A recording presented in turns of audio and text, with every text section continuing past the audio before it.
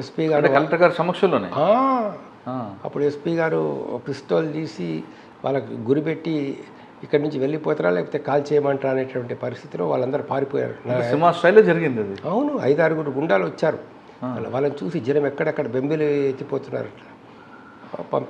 పంపించేసిన తర్వాత ఏతుందో కావాలా అప్పుడు కలెక్టర్ గారు ఆ రెవెన్యూ రికార్డ్స్ అన్నీ కూడా వెరిఫై చేయించేసి ఈ భూమి దాదాపు 30 acres ఆఫ్ భూమి 30 ఎకరాల భూమి పేదవాళ్ళది అనే విధంగా ఒక నిర్ణయానికి రావడం జరిగింది అన్నట్టు.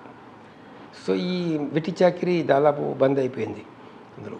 ఇవన్నీ పరిస్థితులలో దొరలకు ఏం చేయాలో అర్థం కాక ఆ దొరల మనుషులకు వాళ్ళు కోర్టుకు వెళ్ళి ఆ భూమి మీద ఇంజక్షన్ ఆర్డర్ తీసుకొచ్చారు. అప్పుడు ఏం చేయాలా, ఈ గ్రామాలందరూ మా దగ్గర పరిగెత్తుకొని వచ్చారు. ఏం చేయాలా సార్, ఎట్లా చేయాలంటే నేను కలెక్టర్ గారి దగ్గరికి వెళ్తే కుమార్ కోర్టు అంటారు కదా మేమేం చేయగలమన్నాడు అందరం. ఎస్పీ గారి దగ్గరికి వెళ్తే ఆయన కూడా అంతే, కోర్టు అంటారు కదా కుమార్ మేమేం చేయగలము,